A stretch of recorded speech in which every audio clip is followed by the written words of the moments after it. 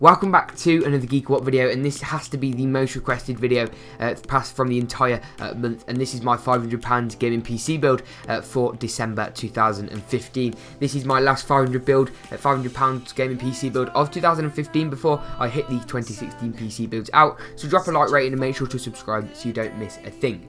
This build is very capable of your favourite AAA titles at 1080p high settings whilst achieving over 60 FPS, as well as some of the easier to run games such as Minecraft, World of Warcraft, League of Legends and CSGO at some really high frame rates above 100 FPS and ultra settings of course. So without any further ado, let's get straight into the build.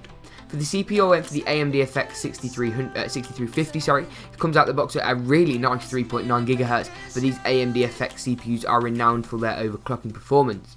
It's a 6-core CPU, which means you're going to get that advantage in some of the newer games that support that, and it is a slightly older chip at £95, which means it can get a little bit on the hotter side, and that is where the value comes in.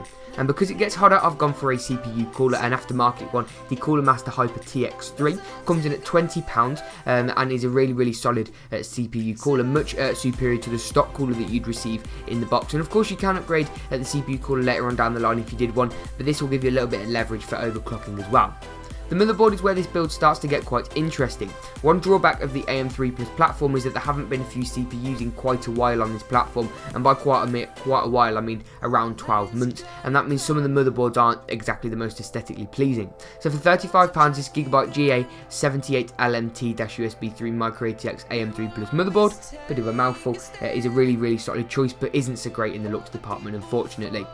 For RAM, I went for two 4GB DIMMs of Kingston HyperX Fury White. 8GB is plenty for this build, and DDR3 1600 really is your standard run-of-the-mill RAM. Sorry, I do love this RAM, and you've got another support for another 2GB DIMMs of RAM if you do so desire in the future. So total 16GB of RAM.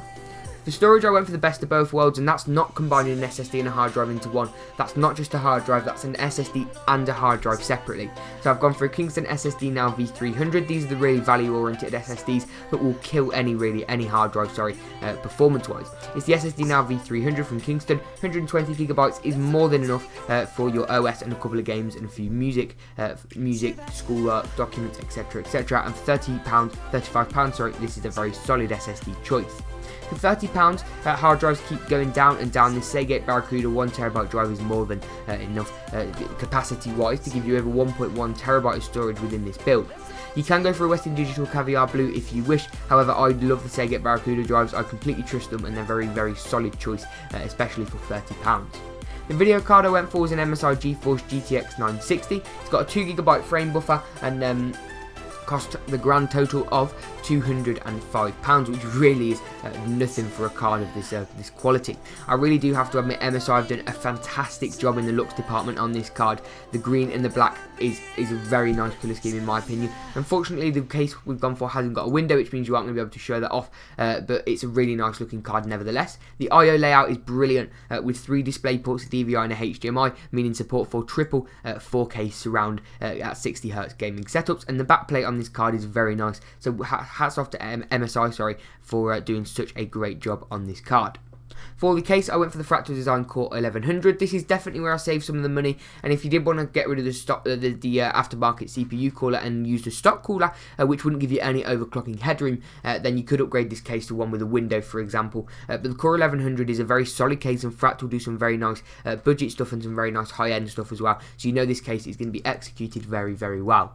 For the power supply, I went for the EVGA 600W 80 Plus certified ATX power supply. I love EVGA power supplies. I use them every day from the budget stuff right up to their Supernova G2 750W power supplies. This build has only got a TDP of 354 watts, but a good power supply is integral to this build, especially seen as we're using AMD CPU, which are typically more power hungry, and that graphics card, whilst it isn't too power hungry, it does use auxiliary power, so we do want to keep it nice and juiced up, and for £30 a very solid power supply choice. If you have found this video helpful, enjoyed this video, found it entertaining, then make sure to drop a like rating below to bump this video up in the search rankings to get more people to be able to watch it. Make sure to subscribe for the latest GeekaWhat content, and we'll see you in the next GeekaWhat video.